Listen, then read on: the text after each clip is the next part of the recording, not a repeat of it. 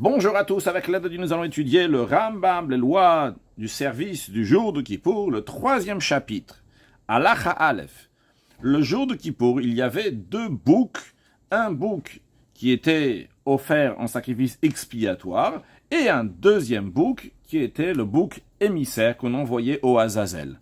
Alors comment se passait, comment on choisissait quel bouc va être offert dans le temple en tant que sacrifice expiatoire et lequel va être envoyé au Azazel? Eh bien, pour cela, il y avait un tirage au sort. Et le Ram nous dit, Shnei HaGoralot, les deux sorts, c'est-à-dire les deux morceaux avec lesquels on faisait le tirage au sort, Echad Katuv alav la Hashem, sur un, il est écrit la Hashem, pour Dieu, Ve'echad, et sur le deuxième, Katuv alav, il est écrit la Azazel, qu'il va aller au Azazel.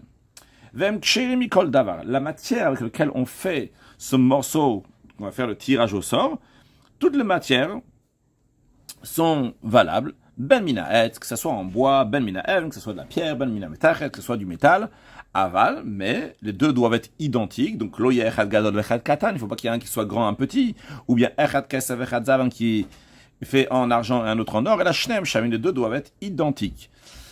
Le Rav nous dit, à la base, il faisait en bois ces deux morceaux. Puis, au Bebaïd Shen, il y a une certaine époque, dans le deuxième temple, comme c'est ramené dans la Gemara, dans la Mishnah, c'était à l'époque de Yeshua ben Gamla, qui était un grand prêtre. Lui, il les a fait, donc, Asu Otan Shalzav, ils ont fait ces morceaux-là en or. Maintenant, le Rav nous dit, quand on va faire le tirage au sort, les deux morceaux du tirage au sort, on les met dans un seul ustensile, un marzik shteyadaim, dans lequel on peut mettre deux mains. C'est-à-dire que dans cet ustensile-là, il y a la place pour mettre deux mains et pas plus. On peut voir par exemple ici, d'ailleurs ça s'appelle un kalpi, comme on va voir dans la suite, donc ça veut dire donc une caisse, un endroit dans lequel on met donc ces deux morceaux. Quelle est la raison qu'on met seulement ces deux mains peuvent être là-bas?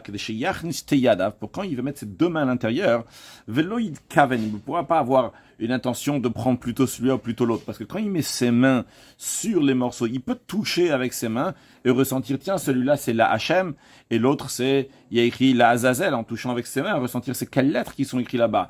Et comme c'était bien que c'était un bon signe, une bonne augure, lorsque la main droite, elle prenait le la Hachem, et la main gauche, elle prenait la Azazel, alors peut-être il allait l'échanger, mais quand c'est trop petit, il ne peut pas échanger. Dès qu'il a mis ses mains, ce qu'il a pris, et si c'est dans sa main, il ne peut pas changer. Le Ram nous informe, où clisait cet ustensile-là, chol, où il était profane, où il n'était pas dans la sainteté des ustensiles sacrés du temple. Veshel etzai, elle était en bois, avec kalpi shmo, et il s'appelle kalpi, qui veut dire donc une caisse, un coffret. Heichan Magril, où est-ce que le grand prêtre se tient pour faire le tirage au sort? Réponse de Mizraha Azara, dans l'est de la cour du temple, Bitzfana Mizbeach, du côté nord de l'autel, comme on peut voir ici, donc le Kohen Gadol, qui se trouve donc du côté est et du côté nord. Manier Shama Kalpi, il met là-bas donc le Kalpi, ce petit coffret. Uma Midim Shnea Seirim, et on met les deux seirim, comme on peut voir ici, donc les deux boucs, ils sont là. Comment on les met? On les met donc leur arrière à l'est et leur face à l'ouest. Shpnem le tzalmara, v'achorem le mizrach, v'kohen gadol balesham, le grand prêtre vient là-bas, v'hasgan mimino, v'rosh betav mismolo, à sa droite et à sa gauche. Donc à sa droite, il a le vice Kohen Gadol, et à sa gauche, il a le chef de la maison de la famille paternelle en fonction. Donc, comme on a déjà appris dans le passé qu'il y avait 24 gardes.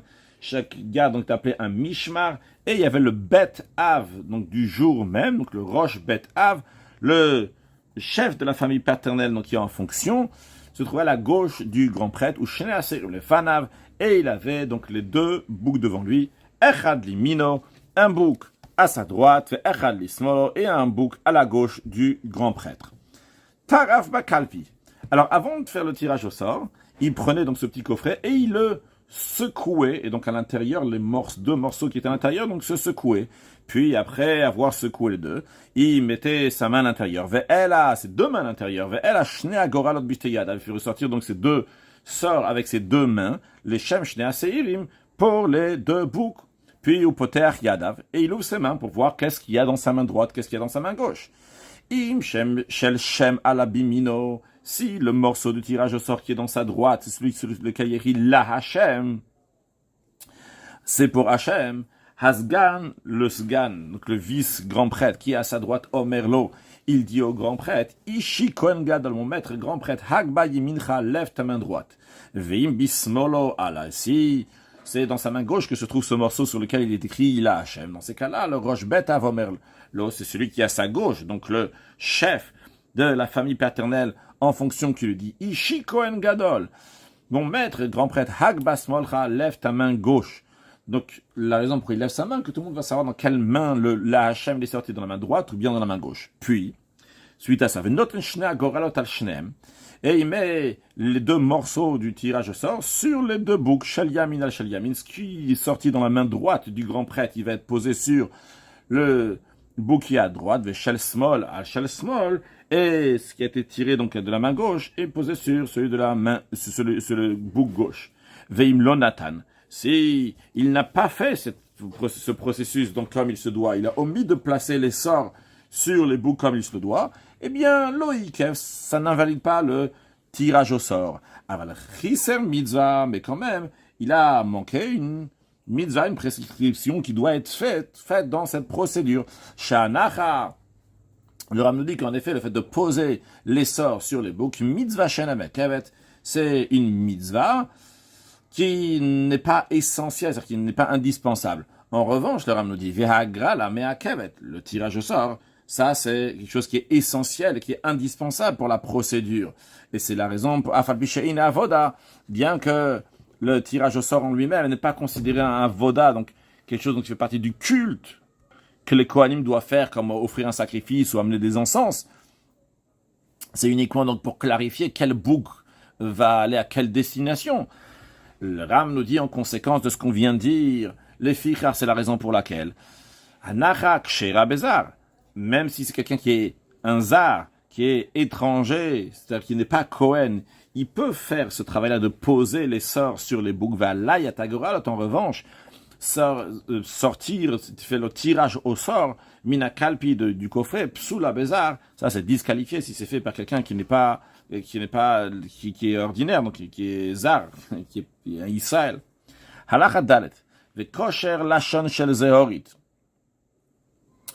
Puis, le Ram nous dit, il attache une bandelette de laine pourpre, mishkal shte slaim, d'un poids de 2 slaim. 2 slaim, un seul là, ça correspond environ à 17 grammes, donc 2 slaim environ à 34 grammes.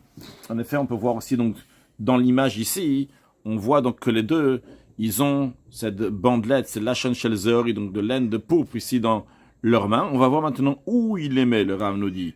Alors, les deux boucs vont avoir cette bandelette de laine pourpre. Mais berosh asayra mishtaleach, umamido keneg bishilucho. Alors, où est-ce qu'il le met pour le bouc qui va aller au Azazel? Il va le mettre entre ses cornes. On va espérer que c'est celui de gauche. Alors, donc, c'est celui-là, donc, on met entre ses cornes.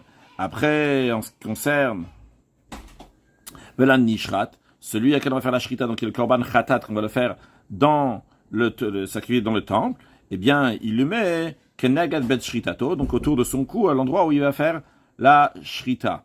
Veshochet et parachatat, et il abat donc le taureau expiatoire. Donc, on n'est pas en train de mélanger ici les boucs et les taureaux. Le taureau, donc, c'est une autre affaire qu'on a déjà appris. Donc, il devait amener un taureau.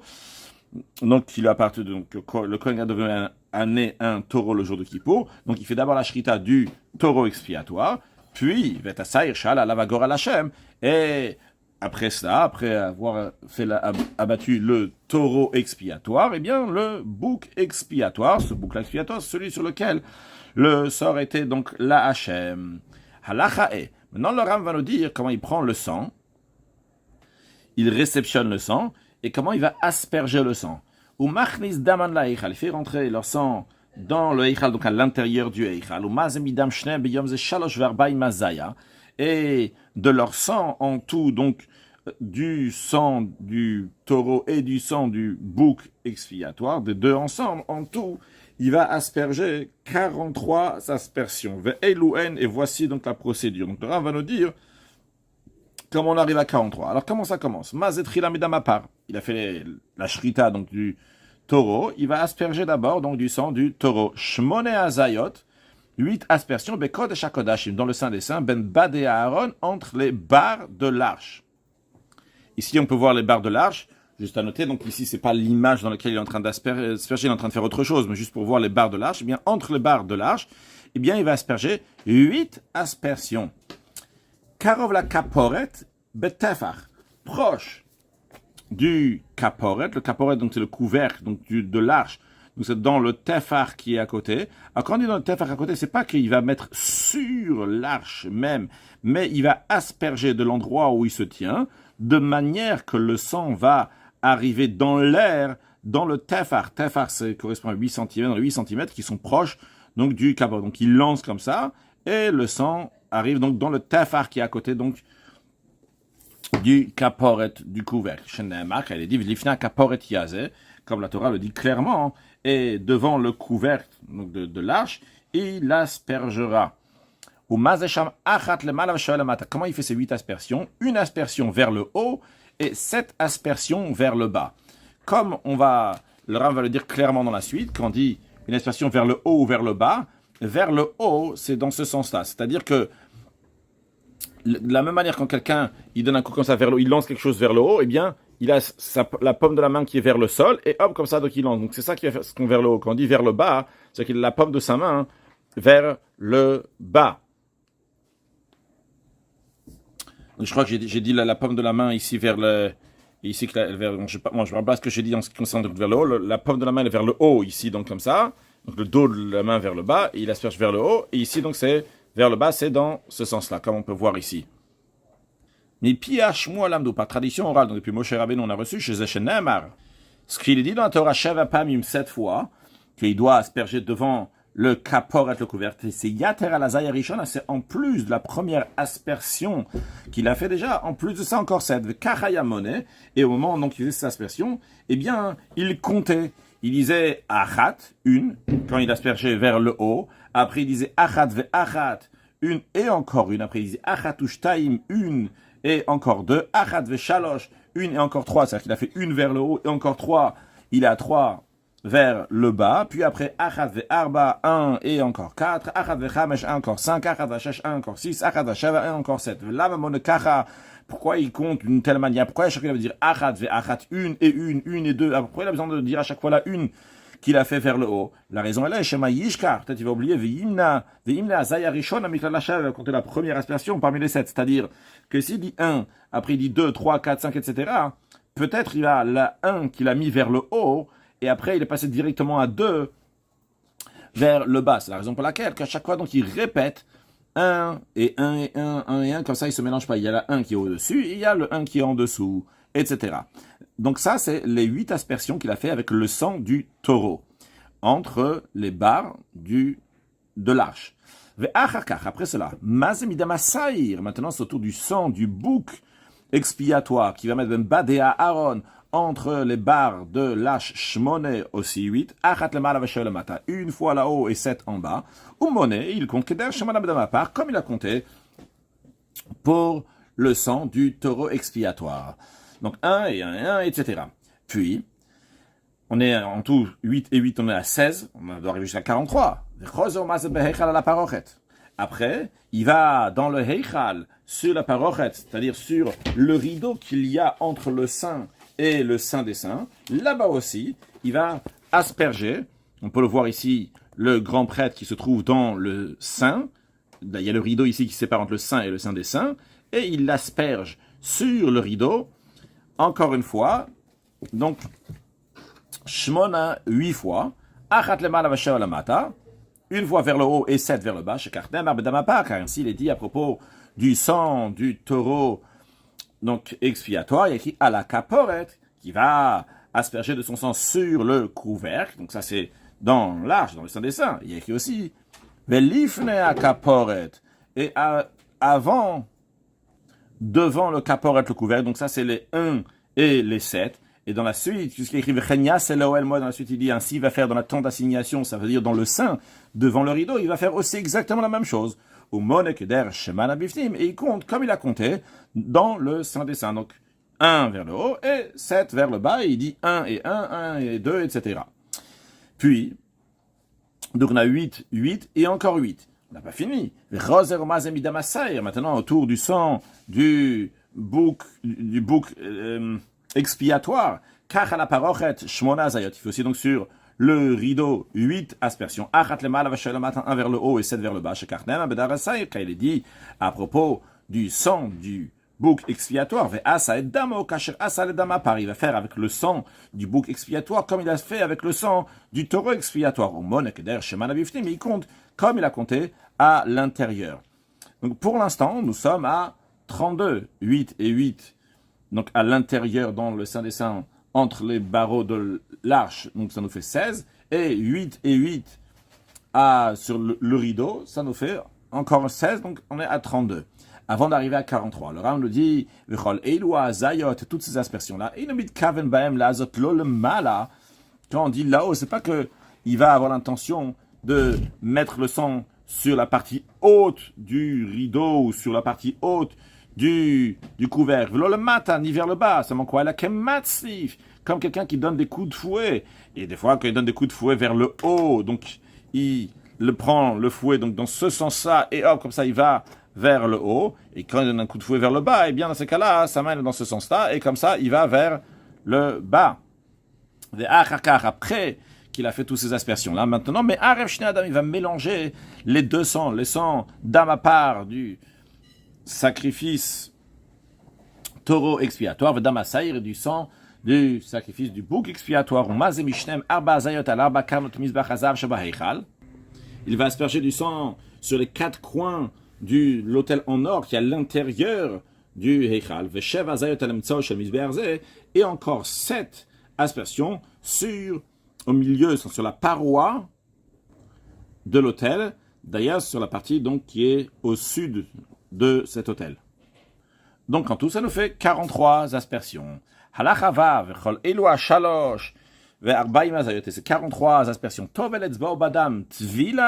chaque fois qu'il va asperger, d'abord il met son doigt, il trempe son doigt dans le sang. Il ne veut pas faire 2 aspersions d'une seule fois qu'il a trempé son doigt. Puis après, et Adam, les restes du sang. Il va verser sur le soubassement ouest du misbéach de l'autel extérieur. Après cela, il envoie le bouc émissaire vivant qui est destiné à aller au Azazel. Il envoie biyad ish amuchan l'olicholamidbar dans la main de quelqu'un qui est destiné pour l'accompagner jusqu'au désert. Ve'akol ksherim lo licho, et tout le monde, même quelqu'un qui n'est pas Cohen, est apte à accompagner ce bouc-là dans le désert. Mais quand même,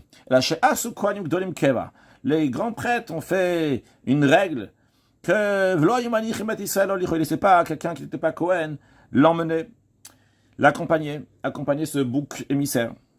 Le Ram nous dit encore une chose, que il faisait des cabanes depuis Yerushalayim jusqu'au début du désert où il allait amener ce bouc émissaire. Et dans chacune de ces cabanes-là, il y avait une personne ou plusieurs personnes donc, qui passaient le jour de Kippour. Pourquoi ils restaient là-bas? Pour qu'ils vont l'accompagner d'une souka, d'une cabane à une autre cabane. C'est-à-dire, on n'a pas le droit de sortir de la ville, à l'extérieur de la ville, plus que 1 mille. 1 mille, ça correspond à environ 1 kilomètre. Alors, ces gens-là, donc évidemment, celui que lui-même il amène le bouc émissaire, il a le droit de marcher, vu que la Torah lui dit d'aller jusqu'au désert. Il peut marcher même s'il va marcher plusieurs milles, plusieurs kilomètres. Mais ces gens qui sont à l'intérieur de ces cabanes-là, qui vont l'accompagner. Ils ont besoin qu'il y ait une cabane donc dans le prochain mille, jusqu'au prochain mille. Donc, il accompagnait à chaque fois cette personne donc qui a amené le bouc émissaire arrivé à la première soukha, par exemple. Eh bien, les gens qui étaient dans la première cabane, dans la première soukha, l'accompagnaient jusqu'à la soukha suivante. Et ainsi de suite. Alcool soukha ve soukha. Et d'ailleurs, le Ram nous dit que dans chaque cabane, lorsqu'il arrivait, Obrimlo, il lui disait, Aremazon varemaim. Il y a de la nourriture, il y a de l'eau. Si tu veux manger, boire, tu peux manger, boire pour pouvoir bien faire ta mission. Il me cache al korov tzarach. S'il est faible et il a besoin l'echol de manger, ochel, il mange. Ou mais olam le tzarach le kach. On nous dit que ce n'est jamais arrivé que quelqu'un il a eu besoin de manger vu sa faiblesse. D'ailleurs, dans la Gemara, c'est expliqué, parce que le fait même qu'il sait qu'il peut manger, ça fait qu'il n'a pas faim. Ketzad, ve'anche soukachon. Maintenant, les gens de la dernière cabane, eux, omdim besofatrum, eux, ils accompagnent donc 1000. Ve'roim et masav merachok, ils voient ses actions de loin. Alors, expliquons un peu plus, c'est-à-dire que la dernière cabane n'était pas dans le 1000. De la cabane jusqu'au désert, il n'y avait pas 1 kilomètre. De la cabane jusqu'au désert, il y avait 2000. Il y avait environ 2 kilomètres. Alors, les gens de la dernière soukha, de la dernière cabane, pouvaient l'accompagner 1000, mais il y avait encore 1000 qui ne pouvaient pas l'accompagner. Donc, c'est la raison pour laquelle, que le Rami dit, ils allaient jusqu'à la fin de leur troum, donc de leur limite, le maximum qu'ils peuvent aller, et après, ils voyaient, ils voyaient de loin qu'est-ce qu'ils faisaient, donc le comportement, comment ce qu'il allait faire donc avec le bouc. Keitsadaya ose. Maintenant, comment faisait celui, la personne elle-même, donc, qui avait ce bouc émissaire? Cholek lachon shel zeorig chez Bekarnav. Il prenait cette bandelette de laine pourpre qu'il y avait entre les cornes de ce bouc et il la coupait en deux. Chetzio kosher basela. Une moitié, il attachait donc à un rocher. Chetzio kosher ben shtera karnav. Et l'autre moitié entre les deux cornes du bouc. Vedochafola chorav. Et il le poussait, donc,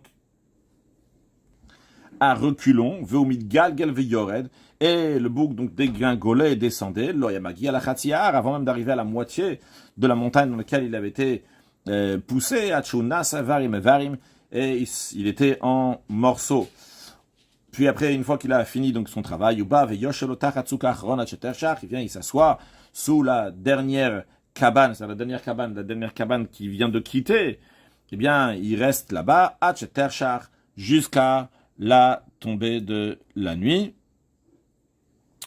Bien qu'on n'a pas le droit de marcher plus que 2000, que 1000, un 1000, donc qui correspond à dire un kilomètre, mais ici, donc, on lui permettait, pour pas qu'il reste seul dans le désert quand la nuit va tomber. Maintenant, on voulait informer que le bouc émissaire est bien arrivé à destination à ceux qui sont à Yerushalayim. C'est la raison pour laquelle que Vedida Viot Ayu Osin, il faisait des postes d'observation tout au long de la route. Nifin Besoudarin. Et ils secouaient avec leur foulard, donc de l'un à l'autre, d'un poste à un autre poste d'observation, jusqu'à que ça arrive, donc ce message, il arrive donc à ceux qui sont à Yerushalayim, comme ça, ceux qui sont à Yerushalayim, ils vont savoir que le bouc est bien arrivé dans le désert. Après que le grand prêtre a envoyé Tassaïr, le bouc Biyad Molicho, avec celui qui l'a envoyé. Donc on repart maintenant, qu'est-ce qui se passe dans le Beth Amidash, dans le temple. Une fois que le grand prêtre, il a envoyé la personne qui va envoyer le bouc émissaire, eh bien, le grand prêtre, il retourne à s'occuper du taureau expiatoire et du bouc expiatoire, lequel il avait déjà aspergé le sang à l'intérieur du Heichal, et il s'occupe donc de la suite, avec Koran, il les déchire, donc il ouvre le ventre, ou Motsiet et Mouren, il fait sortir les parties sacrificielles qui vont être brûlées sur l'autel qui est dans le temple, Notan Bakli, et il met ces parties sacrificielles dans un ustensile, ou Maktiran, et il les met sur le feu de l'autel, Al-Gabé Misbeach, ou Mechat Shabesarm, le reste de la viande. Dans Khatatanas Bifti, on a déjà appris que lorsqu'il s'agit d'un sacrifice expiatoire qui est fait à l'intérieur, quand on dit qu'il est fait à l'intérieur, c'est que le sang est aspergé à l'intérieur, c'est-à-dire pas dans la cour du temple, pas dans le misbéach extérieur, mais à l'intérieur, donc dans le Heichal, eh bien, dans ces cas-là, c'est un Khatatanas Bifti qu'on a fait à l'intérieur, eh bien, il est ce khatat-là, ça s'appelle un khatat ou khataot anisafot. C'est dans la catégorie des sacrifices expiatoires qui sont brûlés, contrairement aux autres Khatat, quand le sang est aspergé à l'extérieur, dans la cour de temple, dans le misbéach extérieur, que la viande du sacrifice expiatoire est mangée au Kohanim. Lorsque le sang est aspergé à l'intérieur, eh bien, la viande n'est pas mangée au Kohanim, mais brûlée dans un endroit qui s'appelle Bet Hadashen. Il y avait plusieurs Bet Hadashen, donc littéralement un endroit donc dépôt des cendres. Et celui-là, donc, c'est un Bet Hadashen qui se trouve à l'extérieur de Yerushalayim. Le Rav nous dit justement, donc, il va couper donc ces morceaux de viande, Khatirot, des grands morceaux, mais Orotzobezo qui sont emmêlés dans les uns dans les autres, qui minent Klia comme une tresse, il les détache pas totalement donc les morceaux, et il les envoie avec d'autres personnes, le tien, le Bet Sefa, qui vont le faire sortir donc à littéralement la maison de brûlage, on brûle, une fois que ça arrive là-bas, ils vont le couper, ils vont laisser la peau, même la peau aussi, donc reste sur le sacrifice, ce sera aussi brûlé, comme on a expliqué dans les lois de Maaseh Korbanot. Halachachet, Kevan Shegia Saïr la Midbar, lorsque le bouc est arrivé au désert, Yatsa Kohen Gadol Ezrat Hanashim, le grand prêtre sort dans la cour des femmes. Au cas où quelqu'un a oublié, donc la cour des femmes se trouvait ici, donc à l'entrée même du Beth Hamikdash du temple, dans la première partie, dans cette partie du temple, donc le Kohen Gadol pourra s'asseoir ici dans le Ezrat Nashim. Pourquoi il sortait là-bas? L'Ikot Batora, pour lire dans la Torah, comme on va voir, donc il va lire certaines parties de la Torah, au Bizman Kriyat, au moment même où il est en train de lire, Sofina Parvaser Vetadeshen, on est en train de brûler le taureau et le bouc dans l'endroit où on brûle, donc à l'extérieur de Yerushalayim. Et le Rav nous dit, les filles, c'est la raison pour laquelle, que Haro et Kohen Gadol Sheokore, celui qui voit le grand prêtre lorsqu'il est en train de lire la Torah, c'est impossible qu'il ne roe Parvaser Nisaf, il ne peut pas voir au même moment le taureau et le bouc qui est en train d'être brûlé, puis que c'est fait à l'extérieur de Yerushalayim, et le Kohen est en train de lire dans Yerushalayim, dans le temple. Ou Seifatan Kshera Bezar. Le Rav nous informe qu'on peut brûler ces sacrifices-là donc par un étranger, donc quelqu'un qui n'est pas Kohen, comme Moshe Be'anu, comme on a expliqué dans Maaseh Korbanot. Halachatet, Kriyazo, cette lecture, Eina Avoda, elle ne fait pas partie donc du service du Kohen Gadol. C'est la raison pour laquelle Imratza Likod Bebidechol Levanim, s'il veut lire avec des vêtements blancs profanes, c'est-à-dire des vêtements tout à fait personnels. Alors, en réalité, c'est même d'autres couleurs, mais comme le Meir, il explique sur la Gemara, que c'est l'habitude des Zkenim et Anshe Tsura de mettre des vêtements blancs le jour de Kippour. Donc, s'il veut lire avec des vêtements blancs, Michelo, qui lui appartiennent donc à lui-même, Corée, il peut lire même avec des vêtements, donc c'est des vêtements profanes.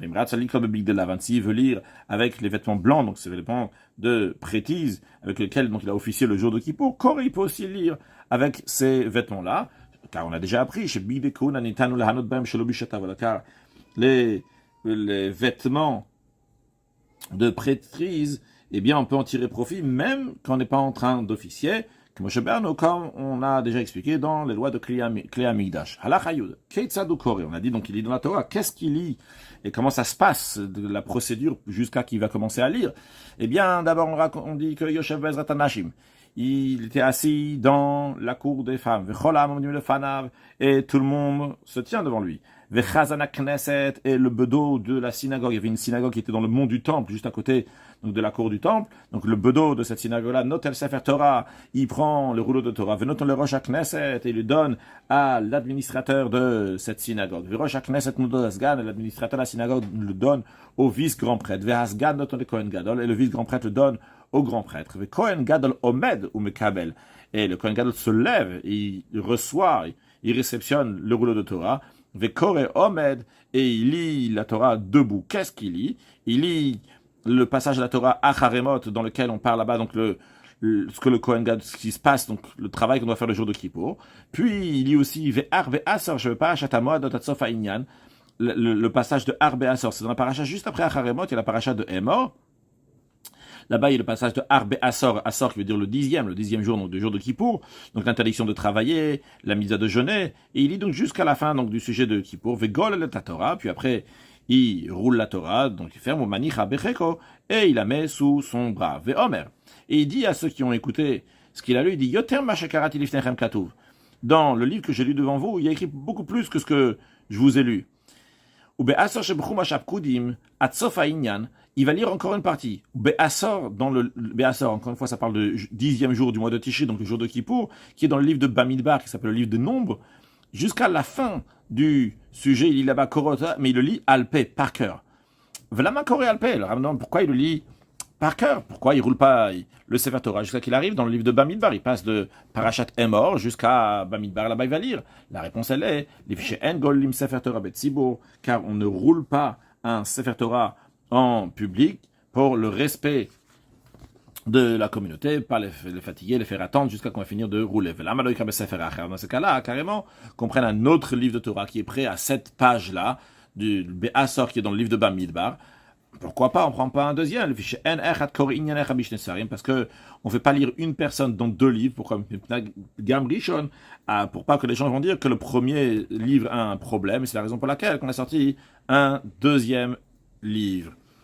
Halacha Yudalef, au moment où le Kohen Gadol, le grand prêtre, lit dans le rouleau de la Torah, il fait les bénédictions avant la lecture, après la lecture, comme les bénédictions qu'on fait dans la Torah lorsqu'on est dans la synagogue. C'est-à-dire, avant de monter à la Torah, on dit Asher Bach Rabban Mikol Ha'amim, etc. Après, on dit Asher Natanan Torah Temet, etc. Après cela, il rajoute 7 bénédictions, Ve'elwen, et voici les 7 bénédictions. La première, c'est Retzeh Hashem Elokeinu, agrée l'Éternel notre Dieu, etc. La deuxième, c'est Bodi Mandar Tunlach, on te rend hommage, etc. La troisième, c'est Slach Lanu Avinu, pardonne-nous notre Père, Vechotem Ba. Et en ce qui concerne la troisième bénédiction, la conclusion, elle est un peu différente de celle qu'on a l'habitude. Baruch Ata Hashem, Mochel Avonot Amo Yisrael Berachamim, béni sois-tu, Éternel, qui pardonne les fautes de ton peuple Israël avec miséricorde. Donc, ces 3 bénédictions dans leur standard. Ce sont des bénédictions qu'on a l'habitude de faire tous les jours. Tu sais, Modim, Stachlanu, dans la Mida, dans le Shmones, dans les 10 bénédictions qu'on fait tous les jours. Puis après, ces 3-là qui sont standards, le Ram nous dit, il rajoute encore 4 bénédictions qui ne sont pas standards. Il fait une bénédiction pour le temple. Donc, une bénédiction à part. C'est quoi le sujet de cette bénédiction-là? Que le temple va tenir, va rester, et la présence divine va y être à l'intérieur, et il conclut cette bénédiction en disant, béni soit l'Éternel, qui réside à Tzion, donc à Yerushalayim. Puis après, il fait une bénédiction, donc pour le peuple juif, encore une bénédiction, Inyana, le sujet de cette bénédiction, chez Shia Hashem et Israël, que Dieu va délivrer le peuple juif, Velo Yasur Men Melech, et qu'il n'y avait jamais ne pas avoir de roi dans le peuple juif. La royauté ne soit pas retirée. Vechotemba, il conclut, Baruch Hashem abocher beIsraël, béni sois-tu Hashem, qui choisit le peuple juif.